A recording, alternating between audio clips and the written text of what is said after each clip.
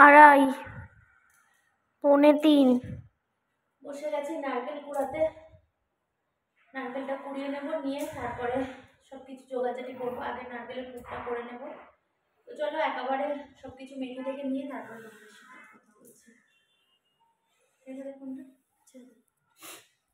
তো দেখো এখানে বানাচ্ছি এবারে পিঠে। এরকমভাবে ঠাকুরের যখন বানিয়েছি ভোগটা তখনও এরকমভাবেই করেছি। আমি ফার্স্ট টাইম না এরকমভাবে করছি, মানে এর মধ্যে জল দিয়ে কড়াইয়ের মধ্যেই, দেখো এর আগে আমি কখনোই করিনি।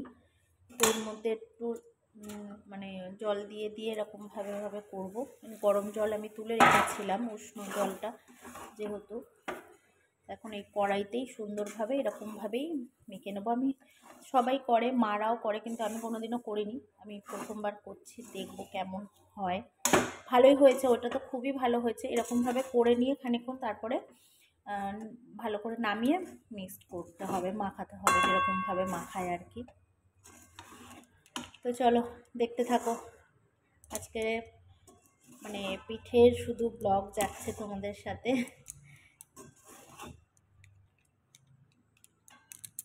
নমস্কার বন্ধুরা, সবাই কেমন আছো? আশা করি সবাই খুব খুব ভালো আছো। সুস্মিতা.s ফ্যামিলিতে তোমাদেরকে সবাইকে স্বাগত।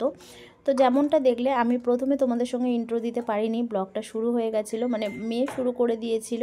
তারপরে আমি একটু ঠাকুরের এইগুলোতে তোমরা বুঝতেই পারছো আমি কথা বলতে পারছি না, মানে এগুলো কথা বললে খুবই খারাপ হয়। তো সেই জন্য আমি ভয়েস দিয়েই এই ব্লগটা করছি। আর প্রথমে আমি ব্লগটা ইন্ট্রো দিইনি, সেই জন্য তোমাদেরকে ইন্ট্রো দিয়ে দিলাম। তো এখানে দেখো আমি সেমভাবে তোমরা যেরকম দেখলে, আমি আমাদের খাবার যে চালের গুঁড়িটা সুন্দরভাবে কড়াইতে তোমাদেরকে বললাম, ওই প্রসেসেই আমি এই জিনিসটাকেও করেছিলাম। তো এই দেখো কড়াইটা, কেননা আমি তখন আর ব্লগটা মানে ক্যামেরাটা অন করতে ভুলে গেছি, এই আর কি। তো ওদিকে আমি চাল মাখাটা সুন্দরভাবে মেখে নিয়ে এখন একটা এই কড়াইতেই আমি দেখতে পাচ্ছ এখন একটা পুর বানিয়ে নেব নারকেলের। তো এখন এটা চাপা দিয়ে রেখে দিলাম, যে চালের গুঁড়ি মাখাটা। আর ভালোভাবে নারকেল ছাইটা আমি চিনি দিয়েই পুরোটা করব। তো ছাইটা সুন্দরভাবে আগে করে নিতে হবে, ভালোভাবে মানে মিষ্টিটা পরিমাণ মতন দিতে হবে। তো এখানে চলো আমি পুরো পিঠেটা কীরকমভাবে করি সেটা তোমাদের সঙ্গে আজকে শেয়ার করব। আমি প্রথমবার তোমাদের সঙ্গে পিঠে শেয়ার করছি, যেহেতু দুধ পুলি পিঠে আমি আজকে বানাবো। তো আগে ভগবানের জন্য বানিয়ে নেব, তারপরে আমাদের জন্য বানাবো। তো ভগবানের যে দুধপুলি পিঠেটা আমি করছি সেটাই তোমাদের সঙ্গে শেয়ার করব। তো চলো এখন আগে নারকেলটা সুন্দরভাবে ছাইটা মেরে নিই। আর ওদিকে আমি বসিয়ে দেব হচ্ছে দুধ, কেননা দুধটা জাল হতে একটু সময় লাগবে। দুধটা যতটা ভালোভাবে সুন্দরভাবে তোমরা জাল দিয়ে মোটা করবে, পিঠেটা খেতে ততটাই টেস্ট হবে। তো চলো এদিকে আমি বসিয়ে দিয়েছি, দেখতেই পাচ্ছ। এটা হতে থাকুক আর তোমরা ব্লগটা দেখতে থাকো, কেউ স্কিপ করবে না। যেটুকানি আমি তোমাদের সঙ্গে পারবো শেয়ার করব। আর চলো আগে ছাইটা ভালোভাবে সুন্দরভাবে করে নিই, তারপরে তোমাদের সঙ্গে আবার আসছি।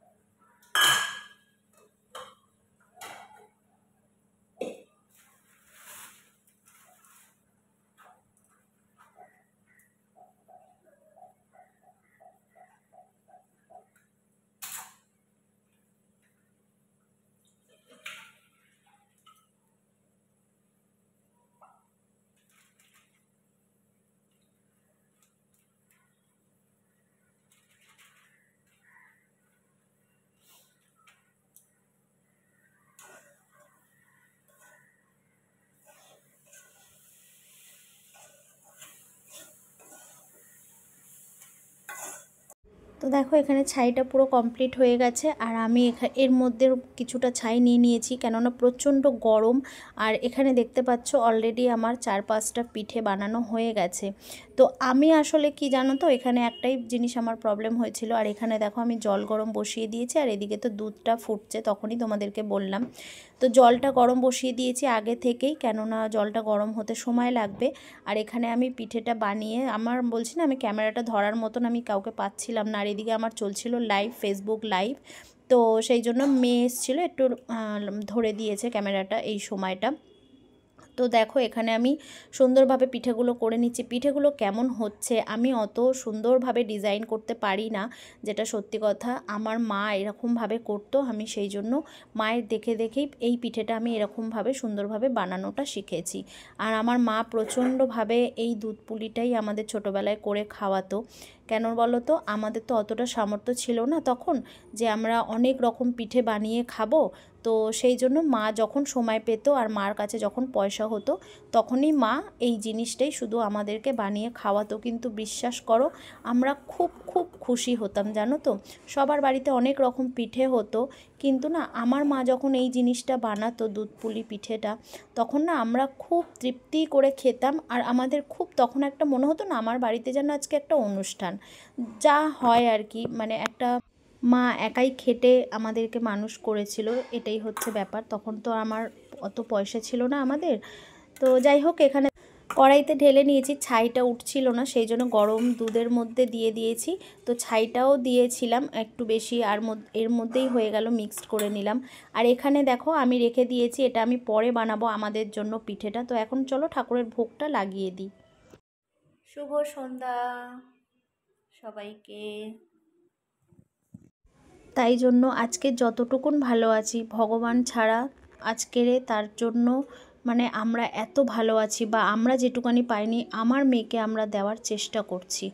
তো যাই হোক, আজকের মানে ভগবান যদি আমার মাথার ওপরে, আমাদের মাথার ওপরে না থাকতেন, তাহলে সত্যিই কিছু করতে পারতাম না, বা আমার মাকে হয়তো আমরা সুস্থও রাখতে পারতাম না। আজকে ভগবান আছেন বলেই আমি এইটুকানিও করতে পেরেছি।